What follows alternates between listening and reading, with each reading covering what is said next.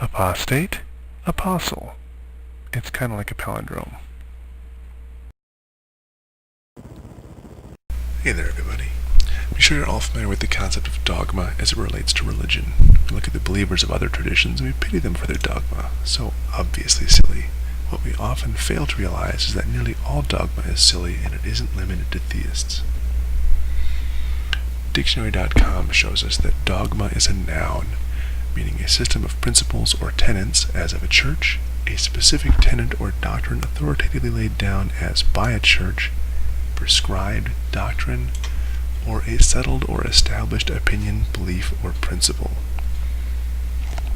It doesn't sound that dangerous, does it? Still, let's look at the words being used here. Settled, prescribed, a doctrine authoritatively laid down.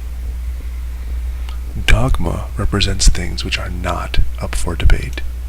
Sometimes this is required.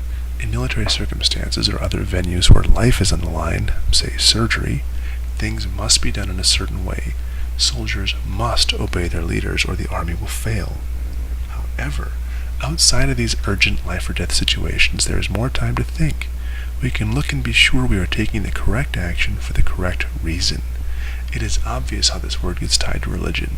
In religion we speak of abstract concepts, things no one has experienced and returned to tell the tale of, or at least things no one has been able to verify under critical scrutiny.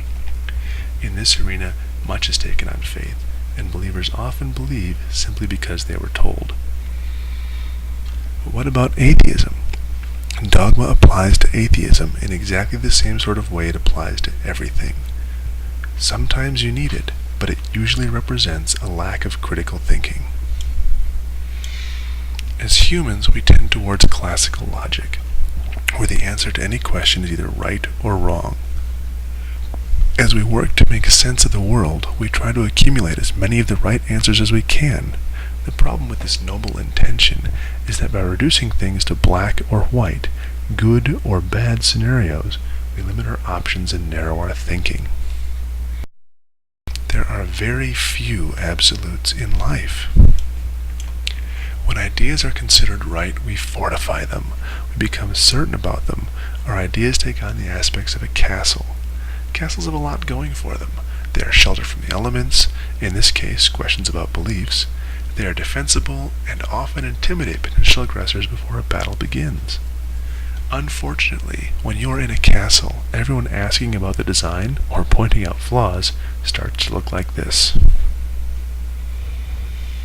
As the builder, you are trapped within this place and committed to its defense. Worse yet, even relatively minor undermining brings down the whole thing. Don't trap yourself in a castle. You can't move, you can't see very far, and your concepts will be brittle and prone to shattering for the simple reason that you'll have stopped considering them up for debate.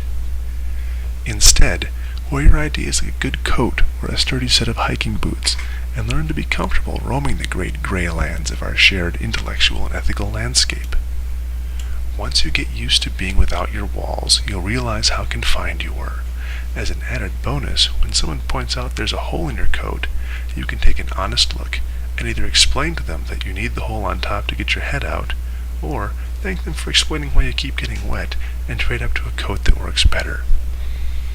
At the very least, you'll know you need a better coat, and you'll be open to it when the opportunity presents itself.